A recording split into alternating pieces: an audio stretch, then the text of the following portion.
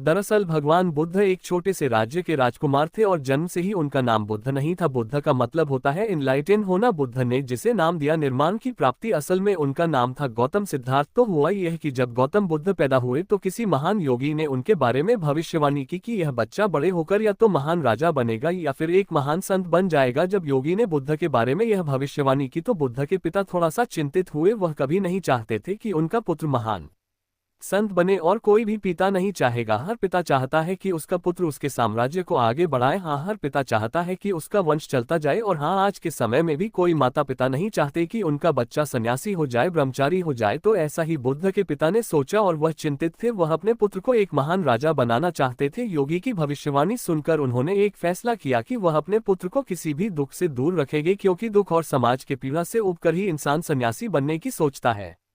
अगर कोई दुखों से दूर होगा और सदा सुख भोगता रहेगा तो उसे संत बनने की कोई जरूरत नहीं है। आप लोग अपने जीवन में भी अगर कोई व्यक्ति अपनी पत्नी से बहुत ज्यादा दुखी है तो वह सन्यासी बनने की सोचता है, क्यों है ना? अगर आपको लगता है कि आप जीवन में असफल रहेंगे, कभी सफल नहीं हो पाएंगे, तो आप सोचते हैं कि मेरे पास एक ही रास्ता है, मैं सन्यासी बन जाऊं। और सुकरात ने भी क्या खूब कहा है, अगर आपको अच्छी पत्नी मिलती है तो आपका जीवन अच्छा बीतता है, और अगर पत्नी खराब मिलती है तो भी आपका जीवन धन्य हो सकता है, क्योंकि वही इंसान फिलोसफर बन सकता है। Anyway, come to the point. तो भगवान बुद्ध के पिता ने उन्हें पूरे सुख में रखा। उनके चारों तरफ खुशियां ही खुशियां थी, और शायद यही उन्होंने गलती कर दी, क्योंकि मनुष्य दुख से उतना नहीं ऊबता जितना सुख से ऊब जाता है। उनके आसपास हर सुख सुविधा उपलब्ध थी। जब गौतम 19 साल के हुए तब उनके पिता ने उनकी शादी नगर के सबसे सुंदर स्त्री से कर दी। उनका पालन पोषण एक सामाजिक तौर पर नहीं हुआ था। उनको समाज से दूर एक बड़े महल में रखा गया था, जहां पर वह हमेशा सुख में रहते थे। वहां पर दुख की नो एंट्री थी। एक दिन भगवान बुद्ध ने सोचा क्यों ना नगर का भ्रमण किया जाए, देखा जाए कि हमारे नगर में क्या चल रहा है। तो फिर उन्होंने अपनी इच्छा सारथी से जताई और कहा, हम नगर में घूमना चाहते हैं। तब गौतम नगर में घूम ही रहे थे, उन्होंने एक बूढ़े आदमी को देखा और वह बूढ़ा आदमी ठीक से चल नहीं पा रहा था। अब गौतम के आगे एक दुविधा आ गई, क्योंकि उन्होंने अपने पूरे जीवन में कोई भी बूढ़ा आदमी नहीं देखा था, क्योंकि इनके पिता ने इन सब चीजों से गौतम को बचा के रखा था। तभी गौतम बुद्ध ने पूछा, अरे सारथी, उस इंसान को क्या हुआ? सारथी ने बड़े ही नॉर्मल तरीके से कहा, अरे वह आदमी तो बूढ़ा आदमी है, उसमें क्या बड़ी बात है? बुद्ध ने पूछा, अरे यह कैसे होता है, बूढ़ा आदमी मतलब क्या? फिर सारथी बोल, हर कोई एक दिन बूढ़ा हो जाता है, यह तो प्रकृति का नियम है। फिर बुद्ध ने खुद को देखा और गौतम बड़े ही जवान और सुंदर थे। बोले, क्या मैं भी ऐसा हो जाऊंगा? सारथी ने कहा, हाँ, हर कोई बूढ़ा होता है। अब गौतम के लिए यह एक अलग ही तरह का एहसास था कि मैं भी एक दिन ऐसा हो जाऊंगा, मुझे भी ऐसे ही चलना पड़ेगा। फिर वह आगे बढ़े और फिर उन्होंने एक और आदमी को देखा जो सड़क के किनारे लेटा हुआ था, और वह बहुत ही बीमार था, इतना कि वह उठ भी नहीं पा रहा था, काफी तकलीफ से चिल्ला रहा था। फिर गौतम बोले, अरे रुको, इस व्यक्ति को क्या हुआ, यह इतना चिल्ला क्यों रहा है? सारथी ने कहा कि यह व्यक्ति तो बीमार है, किसी रोग की वजह से यह पीड़ा में है। बुद्ध बोले, इसका क्या मतलब है? फिर सारथी ने कहा कि यह शरीर कभी कभी बीमार हो जाता है, यह भी लगभग सभी के साथ होता है। तब गौतम बोल, क्या यह मुझे भी हो सकता है, क्योंकि मैं तो एक राजकुमार हूँ? सारथी ने कहा, हाँ, यह कभी भी किसी को भी हो सकता है। और गौतम फिर से अपनी तुलना उसे व्यक्ति से करने लगे, अरे ऐसा मुझे भी हो सकता है। गौतम इन दोनों ही घटना को देखकर काफी परेशान हो चुके थे और वह आगे बढ़े। फिर आखिर में उन्होंने एक शव यात्रा देखी, कुछ लोग एक आदमी का शव लेकर जा रहे थे। तब बुद्ध ने बोला, इस आदमी को क्या हुआ जो लेटा हुआ है, जिसे 4 आदमी अपने कंधे पर उठाकर ले जा रहे हैं?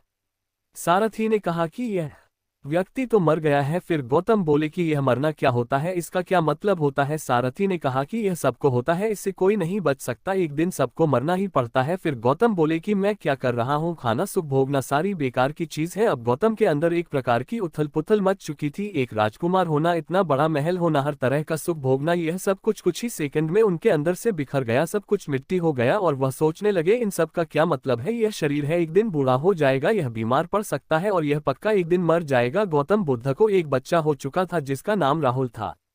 उन्होंने अपनी प्यारी पत्नी और सुंदर बच्चे की तरफ देखा और वह सोचने लगे, इन सब का क्या मतलब है? यह शरीर है, एक दिन बूढ़ा हो जाएगा, यह बीमार पड़ सकता है, और यह पक्का एक दिन मर जाएगा। गौतम बुद्ध को एक बच्चा हो चुका था जिसका नाम राहुल था। उन्होंने अपनी प्यारी पत्नी और सुंदर बच्चे की तरफ देखा और वो एकदम से उन दोनों को छोड़ नहीं पाए। वह अपने भीतर ही भीतर संघर्ष करते रहे। संघर्ष करते करते तकरीबन 1.25 साल गुजर चुका था। अब सिद्धार्थ का पुत्र लगभग 1.5 साल का हो चुका था, लेकिन अब गौतम अपने आप को नहीं रोक पाए और फिर आधी रात को एक चोर की तरह बिना किसी को सूचना दिए वह महल से बाहर निकले और उन्होंने सब कुछ त्याग दिया। अब वह खोज में निकल चुके थे कि आखिर जीवन का सत्य क्या है। वह एक मठ से दूसरे मठ में घूमते रहे। जिस किसी ने भी जिस गुरु के बारे में बताया वो सभी जगहों पर गए। उन्हें जो विधियां बताई जाती वो सभी विधियां बड़ी ही कुशलता से करते थे। और परिश्रम करते करते उन्होंने समाधि के 8 प्रकार के अनुभव पाए। वह जिस भी गुरु के पास जाते थे तो गुरु के बताए हर एक प्रयोग ऐसे करते थे कोई भी शिष्य आसानी से नहीं कर सकता, संपूर्णता से करते थे। इन सब के बावजूद भी अभी तक गौतम सिद्धार्थ को वो अनुभव नहीं हो पाया था।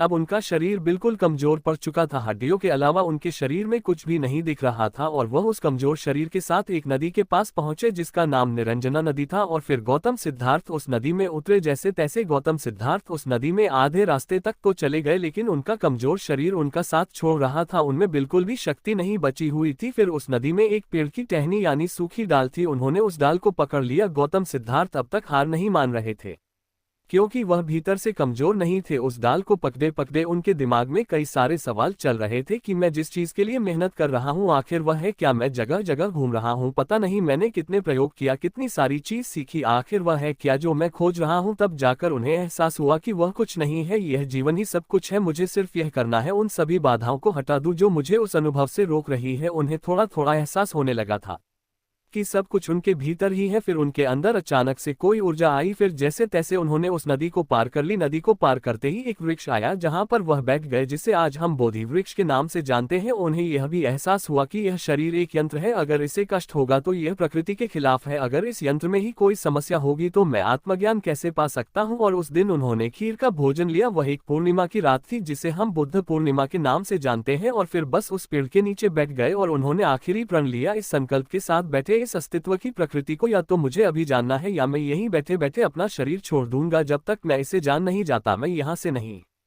उठूंगा, अपनी आंखें नहीं खोलूंगा। तो जब उन्होंने यह अपना आखिरी संकल्प ले लिया, अब तक उनके लिए सब कुछ व्यर्थ हो चुका था। केवल एक ही आखिरी संकल्प था कि अब कोई संकल्प नहीं है। फिर वह चांदनी रात, चांद अपनी पूर्ण गरिमा में था और उनके साथ घटना घट गई। तभी उन्हें ज्ञान की प्राप्ति हो गई। उनके भीतर एक कमल खिल गया और उन्होंने अपने ही भीतर सब देख लिया, सब जान लिया जो वह जानना चाहते थे, जिसके लिए उनसे इतने बड़े बड़े त्याग हो गए थे। ज्ञान प्राप्त होने के बाद अब गौतम सिद्धार्थ नहीं रहे थे, अब वह बुद्ध हो चुके थे। और अपने इस अनुभव को लेकर वह उठे और चल पड़े। तभी उन्होंने अपने उन साथियों को देखा जो उनके साथ खोज में निकले थे। तकरीबन 5 शिष्य उनके साथ में थे। उन सब ने बुद्ध को देखा, उनके चेहरे पर एक अलग ही तेज था। देख पा रहे थे कि अब गौतम बुद्ध कुछ अलग ही तरह के दिख रहे थे, उनके चेहरे पर कुछ अलग ही चमक है। तो इस तरह से गौतम सिद्धार्थ बने गौतम बुद्ध। वैसे भगवान बुद्ध के जीवन से संबंधित बहुत प्यारी प्यारी घटनाएं हैं जिनको हम अपने जीवन में उतारकर और अपने जीवन में बहुत कुछ हासिल कर सकते हैं। दोस्तों, अभी आपको पता चल गया होगा कि सिद्धार्थ गौतम कैसे बने। Mahatma Buddha Gautam Buddha story in Hindi.